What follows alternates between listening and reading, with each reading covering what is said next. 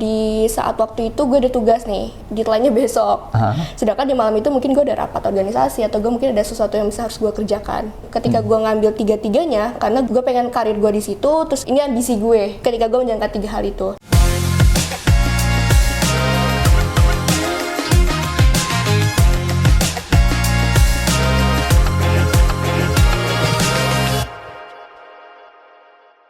Assalamualaikum warahmatullahi wabarakatuh. Halo Sobat UIN Jakarta, selamat datang di podcast UIN Jakarta. Nah, sekarang bersama saya Jikri Ardan ada di segmen podcast Cerita Mahasiswa.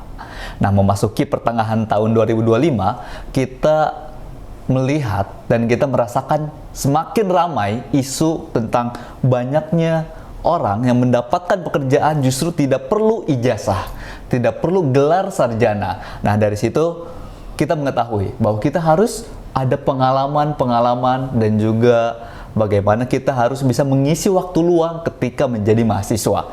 Nah, episode kali ini kita akan membahas tema work-life balance.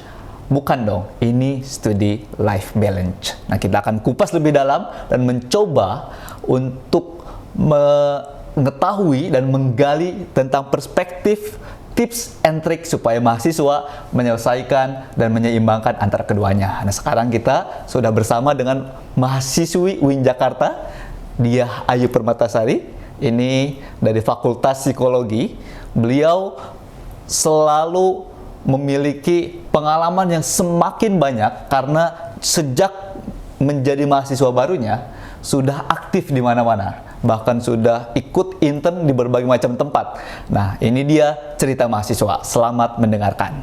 Nah, untuk itu kita akan berbincang bersama Kak Diah. Oke, Kak Diah gimana kabarnya, sehat? Sehat. Alhamdulillah. Zikri gimana? Alhamdulillah sehat. Nah, ini sebagai perkenalan ya. Ini Kak Diah, ini merupakan mahasiswi dari Fakultas Psikologi. Namanya Kak Diah Ayu Permatasari ya? Iya, Diah Permatasari. Dia aja aman. Oke, boleh. Kak Diah. Nah, Kak Diah ini bergerak di bidang human resource, betul? Betul, untuk saat ini minatnya ya. Salah satunya ya. Iya. Dan saat ini juga sedang menjalani internship di PT Kimia Farma. Iya, di Kimia Farma Holding. Jadi pusatnya ya. Wah, di pusatnya ya. Nah, luar biasa sekali. Dan juga sudah menyelesaikan internship yang lainnya sejak di awal perkuliahan. Di semester 2, semester 3 lah liburan. Nah, semester 3 liburannya. Oh, sangat banyak sekali pengalaman-pengalamannya. Nah, sekarang kita gali lebih dalam.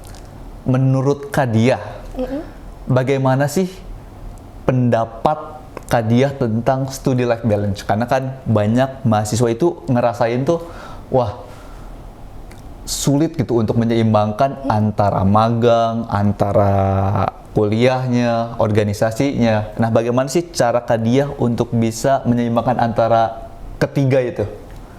Oke, sebenarnya kalau dari gue pribadi ya, mungkin karena gue, ini sorry banget karena mungkin ke background gue juga major gue di psikologi, gue tuh bisa sedikit paham kalau memang sebenarnya nggak ada caranya yang sama. Jadi mungkin kalau gue share cara gue di sini nih, kayak gimana sih cara gue make it balance itu sebenarnya mungkin belum tentu bisa diterapkan sama yang lainnya gitu. Karena kan kita punya background yang berbeda, mungkin kesibukannya beda, terus juga mungkin dari lingkungan kecil juga beda gitu ya. Tapi mungkin one thing yang bisa gue saranin gitu ya, ketika kita mau coba banyak opportunity gitu, kayak biasanya mahasiswa tuh ambis-ambisnya for take a lot of opportunity, itu harus tahu dulu prinsipnya ketika mau ngambil opportunity itu apa.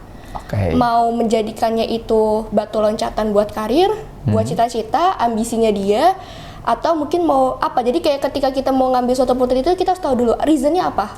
Karena kalau ketika kita udah tahu nih reasonnya apa, menurut saya akan mudah menemukan jalannya untuk bisa make it balance gitu. Contohnya mungkin kayak kuliah ya, kan mungkin beberapa orang ngerasa kayak jurusan gue susah banget nih, tapi dia mungkin ngerasa kayak gue ada tanggung jawab nih sama orang tua, udah bayar UKT segala macam, akhirnya sampai lulus berusaha deh gitu, belajar gitu. Nah, itu sebenarnya menurut gue ketika mau take it a lot of opportunity, caranya supaya bisa find out caranya dia untuk menyeimbangkan balance adalah tahu dulu apa alasannya untuk take it opportunity itu. Berarti ada alasan terlebih dahulu ya.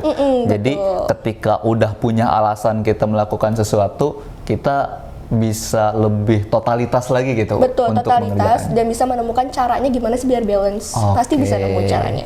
Iya, betul. Terkadang memang banyak ya mahasiswa tuh terkendala pada hal itu gitu. Yang mungkin banyak yang mahasiswa yang nggak punya alasan gitu untuk bisa menyeimbangkan antara magangnya, antara organisasinya, bahkan kuliahnya gitu. Bahkan banyak pada akhirnya ketika dia sudah merasa nyamannya di organisasi malah meninggalkan kuliahnya gitu kan. Betul. Jadi, nah sedangkan yang kita ketahui kan fokus mereka itu yang menjadi prioritas utama kan seharusnya kuliah gitu kan. Iya, betul. Nah, kalau menurut Kak Diah nih, pengalaman yang paling berdampak besar selama perkuliahan itu apa sih gitu? Dan itu bisa menjadi pengaruh terbesar kita nanti di dunia pekerjaan khususnya. Apa? Mungkin kalau pengalaman terbesar menurut gue, karena gue udah, jadi gini, gue coba background gue dari awal ya. Jadi kayak emang dari awal ketika gue masuk kuliah, gue udah strict sama diri gue. Kayak, gue mau masuknya ke bidang PO, industri organisasi gitu. Yang arahnya ke arah manusia lah, kayak human resource, people development. Jadi dari awal kuliah tuh gue udah punya hal itu. Nah, that's why dari awal kuliah sampai sekarang, gue selalu cari experience yang berkaitan dengan hal itu. Kayak gitu. Nah, itulah menurut gue. Jadi kalau ditanya mungkin kayak apa sih yang paling berdampak pengalamannya? Menurut gue, pengalaman gue yang mungkin dulu kayak cuma volunteering, kayak dulu cuma organisasi, sebelum gue bisa sampai di kayak internship sekarang, justru lebih berdampak pengalaman kecil-kecil itu. Karena dari pengalaman kayak ya udah volunteering, organisasi, itu bisa buat gue dapat opportunity untuk jadi internship. Jadi kayak mungkin kalau misalkan tanya berdampak, gue nggak akan bilang kayak internship gue paling stand out. Tapi sebelum gue bisa dapat internship itu, pengalaman gue dari organisasi, volunteering, belajar course-nya, belajar di kampus gitu, kayak gitu. Jadi itu sih paralelnya ya, pengalaman yang mungkin menurut gue paling berdampaknya. Tapi pernah nggak sih Kak Diah ngerasain itu ketika sudah menjalani internship gitu, pada akhirnya ada bentrok gitu antara kuliahnya yang menjadi prioritas gitu kan, ataukah Kak Diah lebih fokusnya ya udah saya utamakan yang intern dulu gitu, apalagi kalau internnya dibayar gitu kan. Nah, kalau Kak Diah pernah nggak merasakan kayak gitu? Ini mungkin soal ini ya, kayak apakah akhirnya ke break gitu ya fokus gue gitu kan ya, fokus gue. Sebenarnya pasti ada momen dimana gue akan memilih salah satu karena memang let's say kayak gini, contohnya kayak mungkin di saat waktu itu gue ada tugas nih, deadline-nya besok. Sedangkan di malam itu mungkin gue ada rapat organisasi atau gue mungkin ada sesuatu yang harus gue kerjakan gitu. Nah, itulah lagi poinnya ketika balik lagi tadi ke dasarnya, gue punya reason ketika gue ngambil tiga-tiganya karena gue pengen ada karir, gue pengen ada karir gue di situ, terus gue juga pengen bahasanya kayak ini ambisi gue. Ketika gue menjalankan 3 hal itu. Jadi kayak gimana kebagi fokus pasti. Jadi tapi gue harus pinter-pinter gimana gue ngebagi waktunya. Let's say kayak misalkan, gue ada tugas sama malamnya ada rapat organisasi gitu. Ya udah gue utamain dulu rapat organisasi karena kan mungkin rapat organisasi nggak bisa gue tinggal. Maksudnya di situ ada orang lain yang pasti juga punya janji sama gue yang bisa, maksudnya kayak mengharapkan gue juga untuk attend di rapat itu gitu. Makanya gue nggak mungkin nggak cancel itu. Karena prinsip gue utamakan dulu yang memang kepentingannya dengan orang lain. Nah, baru nanti setelah selesai organisasi, ya itulah salah satu harus ada yang dikorbankan. Entah itu jam tidur, ya gue harus lanjut lagi untuk kuliah, ngerjain tugas. Ngerjain tugas ya. Berarti kan resikonya adalah ada yang dikorbankan, yaitu ya mungkin jam tidurnya, atau mungkin kayak jam untuk having funnya dengan scroll TikTok, atau mungkin nonton drama gitu-gitu. Jadi sebenarnya tadi sih kayak kebagi fokus pasti, tapi how to handle this tadi, inget lagi kayak dasar gue tuh sebenarnya mengambil ini semua tuh apa, kayak gitu. Karena pasti ya walaupun sekarang itu banyak hal-hal yang dikorbankan gitu, entah waktu tidur atau mungkin bagaimana waktu untuk bisa main sama temen, nongkrong lain sebagainya, pasti ada manfaatnya lah untuk kedepannya gitu kan, khususnya. Betul, ya. Iya. Pasti gitu, dan itu udah ini ya, maksudnya kayak ada keuntungan, ada resiko gitu. Jadi ada aksi, ada resiko gitu. Jadi kayak ketika memang lo berani untuk ngambil 3 balance sekaligus, lo berani untuk ngambil take a lot of opportunity, ya lo harus ready dengan pengorbanan gitu. Entah mungkin pengorbanan waktu buat lo hiburan, waktu buat lo bahagia, waktu buat lo sama teman gitu. Karena bullshit sih menurut gue ya, kayak bisa balance antara hiburannya diri dengan ini secara itu benar-benar yang balance gitu. Pasti akan ada part dimana dia benar-benar yang gue nggak bisa hiburan ya, karena gue harus fokus ke hal-hal yang gue take opportunity gitu. Tapi pernah nggak di suatu waktu gitu Kak Diah ini tumbang gitu atau ngedrop gitu karena saking capeknya untuk bisa menjalani aktivitas-aktivitas itu? Pasti ya, we are human too gitu, kayak ya kita juga manusia, pasti ada. Cuman ini mungkin salah satu yang gue syukuri ya, yang gue sadari gitu, kalau memang gue itu bisa dibilang mungkin, gue nggak tahu ya ini fast recovery atau apa, tapi kayak alhamdulillahnya gue tuh kayak sekalinya sakit ya sehari 2 hari gitu. Nah ini berkaitan lagi dengan major gue, kayak entah ini mungkin disebut psikosomatis atau apa. Jadi kayak emang kayak ketika kita capek, sebenarnya mungkin kita nggak sakit, tapi memang rasa capeknya kita itu ngasih sinyal nih, lu udah capek, terus lu berhenti dengan sakit gitu. Mungkin ada kayak gitu. Cuman tadi balik lagi kayak kalau gue kayak memang ketika gue memang lagi tumbang, gue sakit, gue nggak akan memaksakan hal itu nggak gitu. Nggak akan memaksakan. Dan alhamdulillahnya ketika sekarang gitu ya, gue ketemunya sama tim-tim yang suportif. Jadi kayak memang mungkin ketika jadi gue be honest aja kayak keadaan gue, kayak gue lagi kurang sehat nih gini. Ya alhamdulillahnya mereka suportif, kayak oh ya it's okay to take a rest kayak gitu. Jadi so far sih menurut gue tumbang pasti, tapi jangan lupa back on track lagi gitu. Tapi take your time sih, kalau emang lagi benar-benar capek dan tumbang kayak sakit, jangan dipaksain, karena semakin lu sakit terus lu paksain, makin sakit makin panjang, makin gak bisa ngapa-ngapain. Malah jadi ya udah kita nggak banyak ketinggalan, makin banyak lagi yang ketinggalan gitu kan. Iya, itu salah satu prinsip gue juga, kayak ketika gue nggak mau, jadi kayak misalkan kayak oke, gue udah begadang hari ini, besok gue harus tidurnya lebih awal. Itu salah satu kayak prinsip gue, kayak jangan sampai gue sakit, karena kalau gue sakit gue nggak bisa ngerjain yang lain. Iya, betul. Nah gitu. Tapi kan ya terkadang nih, ada nggak sih rasa penyesalan dari Kak Diah ini ketika mengambil terlalu banyak tanggung jawab gitu? Waduh, saya nyesel ambil tanggung jawab ini diambil, pada akhirnya fokus kita hilang gitu, fokus kita ya semakin berantakan gitu. Nah itu gimana? Oke, nyesel enggak ya? Nyesel enggak? Karena gini, ketika gue mau apply sesuatu hal, entah itu organisasi atau volunteering, gue selalu memikirkannya dulu. Jadi gue nggak ngasal kayak oke, gue daftar gitu, enggak. Tapi gue tuh kayak oke nih gue daftar, gue harus tahu dulu nih, oh dia sistemnya tuh apa ya, WFH, flexible hour kah, atau kayak minimal lo harus spend 4 jam kah, atau berapa lama. Nah dari situ tuh gue harus tahu dulu nih dia kayak gimana sistem kerjanya. Oh gue udah tahu nih sistem kerjanya begini. Terus gue mikir lagi nih kayak dampaknya apa ya ke gue. Let's say kayak makanya that's why kayak kalau lo take a look of my CV itu kayak kebanyakan itu di bidang human research, karena emang gue pengennya nanti di bidang human research. Jadi kayak gue mencari opportunity yang memang bisa memberikan gue manfaat. Nah itu, makanya itulah hal-hal yang gue pikirkan sebelum gue mendaftar sesuatu. Nah makanya ketika gue daftar, gue lolos, alhamdulillah. Gue nggak merasa menyesal karena gue mendapatkan itu gitu. Gue mendapatkan oke, ini sesuai dengan keinginan gue. Terus juga secara jam, oh gue masih bisa handle nih, entah ada yang gue aturnya gimana kayak gitu.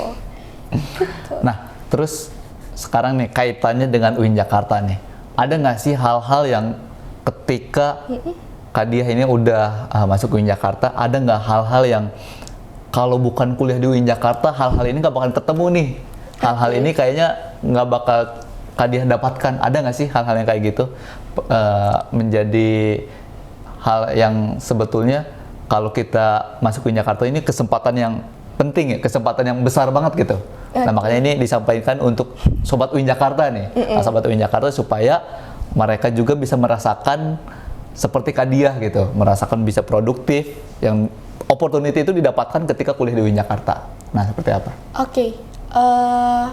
Ini mungkin experience gue sendiri ya, setelah gue refleksi diri gitu ya. Menurut gue kayak, if I'm not at UIN, I will never have this toughness mentality. Jadi kayak mentality yang, apa ya, toughness mentality itu kayak keteguhan mental ya. Maksudnya kayak, gue merasa kayak mental gue tuh bener-bener di-build gitu loh di UIN gitu. Karena mungkin gue mulai dari hal yang paling dasar ya, waktu gue maba gitu ya. Itu kan kalau di, fun fact di psikologi itu kita dipaketin. Jadi kita dari semester awal tuh 23, 24 SKS terus. Dan itu aja pertama menurut gue itu udah bikin gue kayak wah capek ya nih kuliahnya, meskipun pasti semua kuliah capek gitu ya, tapi ya itu mungkin first time yang kayak merasa gue tuh capek. Terus ternyata di psikologi lagi tuh kita tuh nggak cuma belajar, kita ada praktikumnya, ada penelitiannya yang itu di semester tuh pasti ada di setiap semester. Nah itulah makanya sebenarnya menurut gue itu dibentuknya pertama tuh dari gue kelas itu, gue kuliah itu, karena ngebagi waktu pada saat awal-awal tuh gue ngerasa banget kayak transisi SMA ke kuliah tuh, nah itu gue juga merasakan mental gue udah mulai ini nih di sini nih gitu. Nah terus ditambah lagi waktu semester 2, 3, 4 udah mulai explore nih, akhirnya gue ikut-ikut organisasi, gue ikut UKM waktu itu, terus gue juga ini, dan ya ini mungkin one thing yang menurut gue punya impact ke gue itu adalah alhamdulillah gue masuk ke organisasi yang mungkin bisa dikatakan suportif dan punya mungkin bisa dibilang kayak organisasi dia packet tapi suportif internalnya gitu. Nah itu juga packetnya si organisasi ini lah yang ngebentuk mental gue lagi. Gitu. Kan kadang kan ada organisasi yang dirasa toksik, jadi membuat kita tuh sebetulnya masuk organisasi ini ada manfaatnya nggak sih? Nah alhamdulillahnya pada saat itu gue merasa organisasi gue spek itu tapi memang punya impact ke gue. Ada gitu. Ada impactnya ke gue. That's why kayak gue ngerasa kebentuk banget nih mental gue di situ kayak gitu.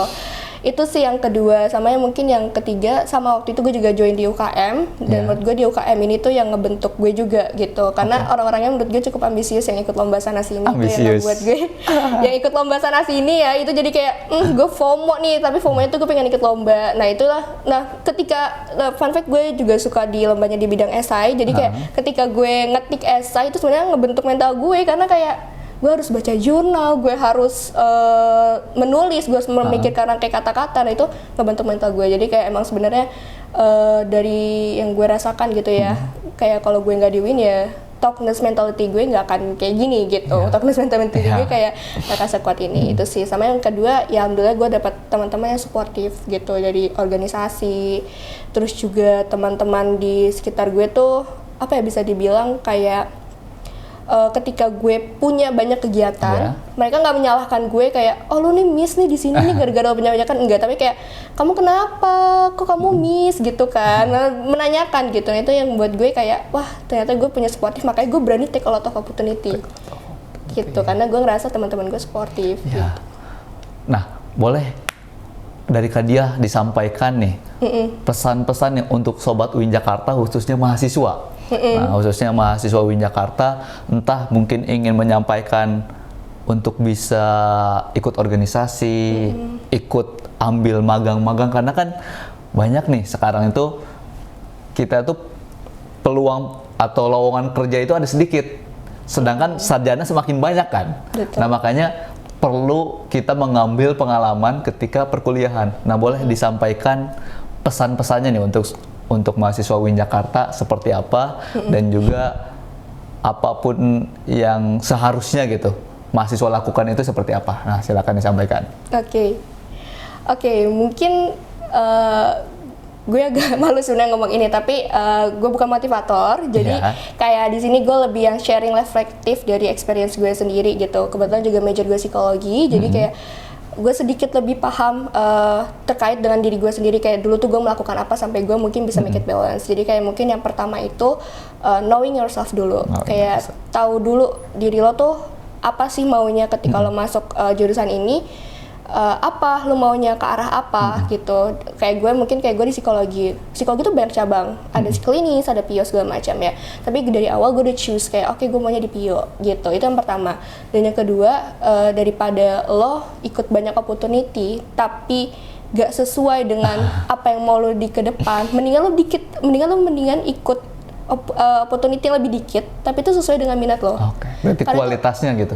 Real, betul.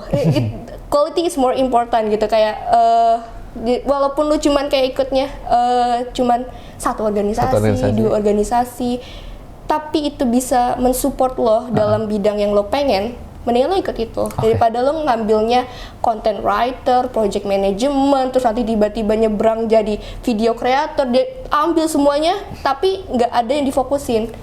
Menurut gue itu bakalan ketika lo lulus dilihat gitu ya, dilihat sama di bidang industrinya mungkin mau lo play kerja. Jadi lo mau kemana nih sebenarnya gitu. Sebenarnya itu yang gue reflektif ya, itu yang kedua. Terus sama mungkin yang ketiga take a break. Take a break karena mungkin kalau ngeliat semua orang nih mungkin kayak gue ngeliat Zikri kayak wah keren banget dia ikut AIUEO gitu ya, gue jadi kayak gue pengen banget kayak dia. Tapi harus paham kayak Zikri backgroundnya apa, mungkin bisa jadi dia dari SMA udah terbiasa aktif, jadi dia udah terbiasa nih ngebagi waktu, udah terbiasa, udah tahu diri dia sendiri. Tapi mungkin ada beberapa teman-teman yang karena ngelihat teman-teman di kuliah udah aktif, gue pengen aktif, padahal mungkin dia waktu SMA biasa aja, atau mungkin kayak hanya fokus belajar. Menurut aku itu bakal kaget banget kayak awalnya mungkin waktu di SMA aku hanya ikut belajar, tapi ketika kuliah dia mau ikut banyak hal, itu malah nggak sehat untuk dirinya sendiri, untuk burnout, bisa bikin burnout, overthinking. Nah itulah yang bikin sebenarnya mungkin kalau kalian lihat tuh ada beberapa orang yang AFK di AFK gitu ya di organisasi, bisa jadi mungkin dia belum knowing dirinya dia dan belum terbiasa dengan kesibukannya itu. Jadi tadi sih menurut aku 3 poin penting adalah knowing yourself dulu, terus juga abis itu take it opportunity yang memang sesuai dengan minat kamu, bidang kamu. Quality is more important than quantity-nya. Terus sama yang ketiga itu adalah take a break gitu. Take a break, jangan terlalu memaksakan gitu. Karena kalau memaksakan tadi kayak kita sakit, lo nggak bisa ngerjain apa-apa gitu. Jadi loss semuanya. Jadi loss semuanya ya. Betul.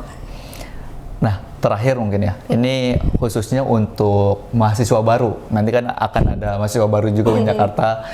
Nah, supaya mereka itu nggak menyesal ketika menjalani berkuliah di semester 1, 2, 3, 4, 5 sampai sekarang mungkin nanti semester 8 gitu, supaya mereka nggak menyesal, apa sih selain daripada yang tadi udah Kak Dia sampaikan yang seharusnya dilakukan supaya ketika mereka lulus mereka nggak bingung lagi, mereka nggak akan lagi kehilangan arah ketika masa perkuliahan.